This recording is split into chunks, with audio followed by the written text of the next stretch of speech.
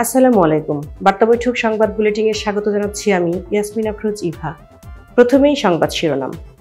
Doctor কামালের সেই চিঠি আওয়ামী লীগের পরাজয়ের কারণ অতি বিশ্বাস ও আত্মম্ভরিতা। লাকি আক্তারকে গ্রেপ্তারের দাবিতে মধ্যরাতে উত্তাল ঢাকা বিশ্ববিদ্যালয়। যুক্তরাষ্ট্রের সঙ্গে ভারতের সম্পর্ক নিয়ে ভারতীয় মার্কিনরা উদ্বিগ্ন।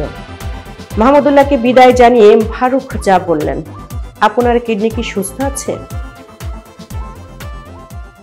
ডক্টর কামালের সেই চিঠি আওয়ামী লীগের পরাজয়ের কারণ অতি বিশ্বাস ও আত্মম্ভরিতা। 1991 সালের 27 ফেব্রুয়ারি পঞ্চম সংসদ নির্বাচনে আওয়ামী লীগের অপ্রত্যাশিত পরাজয় ঘটে। দলের নেতাকর্মীরা ভাবতেই পারেননি বিএনপি বিজয়ী হয়ে সরকার গঠন করবে। ভোটের পর দলের মধ্যে অভ্যন্তরীণ কোন্দল, নেতাদের মধ্যে অত্যাধিক আত্মবিশ্বাস, দলের অভ্যন্তরীণ গণতন্ত্র, তৃণমূল কর্মীদের অবমূল্যায়ন সহ নানা বিষয়ে আলোচনা হয়। অন্যদিকে 12 ও 13 মার্চ ওয়ার্কিং কমিটির সভায় দলীয় সভানেত্রী বরাবর 12 পৃষ্ঠার দীর্ঘ চিঠি লেখেন প্রেসিডিয়াম সদস্য ডক্টর কামাল হোসেন। চিঠিতে তিনি দলের পরাজয়ের ব্যবচ্ছেদ করেন। ওই চিঠিকে শেখ হাসিনা ভালোভাবে না নিয়ে এটাকে দল ভাঙ্গার ষড়যন্ত্র হিসেবে দেখেন। এরপর শেখ হাসিনার সঙ্গে শুরু হয় কামালের বৈরিতা। ডক্টর কামালের ওই চিঠির খবর জাতীয় পত্রিকাগুলো গুরুত্ব সহকারে ছাপে। সেই সব ঘটনা নিয়ে আজকের ফিরে দেখা। দীর্ঘ 34 বছর আগে হুসেইন মোহাম্মদ এরশাদের দীর্ঘ 9 বছরের সামরিক শাসন থেকে গণতন্ত্রের উত্তরণ হয়।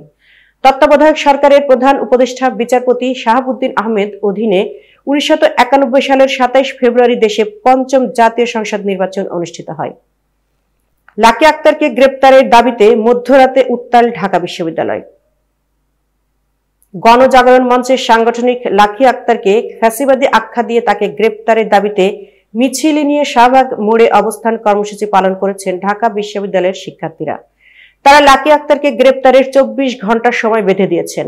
বুধবার রাত 1:15টায় বিশ্ববিদ্যালয়ের হলপাড়া থেকে মিছিল নিয়ে রাজু ভাস্কর্য হয়ে শাহবাগ প্রজন্ম চত্বরে অবস্থান নেন শিক্ষার্থীরা। সেখানে তারা সংক্ষিপ্ত সমাবেশ করেন। এর আগে পুলিশের উপর হামলার প্রতিবাদ এবং আওয়ামী লীগকে ফ্যাসিবাদী বানানোর অন্যতম খলনায়ক লাকি আক্তার সহ অন্যান্য ফ্যাসিবাদী দোসরদের গ্রেপ্তারের দাবিতে তাৎক্ষণিক বিক্ষোভ মিছিল শীর্ষক কর্মসূচির ডাক দেন বিশ্ববিদ্যালয়ের বাংলা বিভাগের ছাত্র মুসাদ্দিক আলী ইবনে মোহাম্মদ। শিক্ষার্থীরা শাহবাগ নো মোর লতে লাকি, তুই হাসিনা 24-এর বাংলায় শাহবাগের ঠাঁই নাই, শাহবাগীরা হামলা করে, ইন্টারিম কি করে ইত্যাদি স্লোগান দেন। তিনি বলেন, প্রধান উপদেষ্টার বাসভবনের সামনে যাওয়ার নাম করে তারা আজ বিশৃঙ্খল পরিস্থিতি তৈরির চেষ্টা করেছে। আইন শৃঙ্খলা বাহিনীর উপর হামলা করেছে। জাতিসংঘের মহাসচিব আসার আগে এই মুহূর্ত কারা বাংলাদেশকে বিশৃঙ্খল করতে চায় তাদের মুখোশ উন্মোচন করা হোক। যুক্তরাষ্ট্রের সঙ্গে ভারতের সম্পর্ক নিয়ে ভারতীয় মার্কিনরা উদ্বিগ্ন। ভারতের ভবিষ্যৎ নিয়ে ক্রমেই বেশি আশাবাদী হয়ে উঠেছেন ভারতীয় বংশোদ্ভূত যুক্তরাষ্ট্রের নাগরিকেরা। তবে মার্কিন প্রেসিডেন্ট হিসেবে ডোনাল্ড ট্রাম্পের দ্বিতীয় মেয়াদে যুক্তরাষ্ট্রের সঙ্গে ভারতের সম্পর্ক নিয়ে ব্যাপকভাবে উদ্বিগ্ন তারা। নতুন এক জরিপে এ তথ্য উঠে এসেছে। দ্য 2024 ইন্ডিয়ান আমেরিকান সার্ভে নামের এই জরিপ গত অক্টোবরে পরিচালনা করেছে ওয়াশিংটন ভিত্তিক আন্তর্জাতিক বিষয়ক গবেষণা প্রতিষ্ঠান Carnegie Endowment for International Peace ও ইন্টারনেট ভিত্তিক জরিপ প্রতিষ্ঠান ইউগভ। জরিপে ভারতীয় মার্কিন নাগরিকদের রাজনৈতিক দৃষ্টিভঙ্গি পরীক্ষা করে দেখা হয়েছে। ভারত যুক্তরাষ্ট্র সম্পর্ক ক্রমেই গভীর, কিন্তু মাঝে মধ্যে বাধাগ্রস্ত হওয়ার মধ্যেই গত বছর দেশ দুটিতে হয়ে গেল গুরুত্বপূর্ণ নির্বাচন। উভয় দেশের সম্পর্কে সাম্প্রতিকতম উত্তেজনার শুরু ভারতীয় ধনকুবের ও ব্যবসায়ী গৌতম আদানিকে একটি ঘটনায় যুক্তরাষ্ট্রের অভিযুক্ত করা এবং সে দেশের মাটিতে এক হত্যার ষড়যন্ত্রে দিল্লির সমর্থন থাকার অভিযোগ ওঠার মধ্য দিয়ে। মাহমুদুল্লাহকে বিদায় জানিয়ে ফারুক যা বললেন। প্রায় 2 দশকের আন্তর্জাতিক ক্যারিয়ারের ইতি টেনেছেন মাহমুদুল্লাহ। এক ফেসবুক পোস্টে কাল বিদায় বেলার ঘোষণা দেন তিনি। এরপর থেকে তাকে নিয়ে চারদিকে থেকেই ভেসে আসছে অভিনন্দন বার্তা। সতীর্থরাও তাকে নিয়ে স্মৃতিচারণা করেছেন।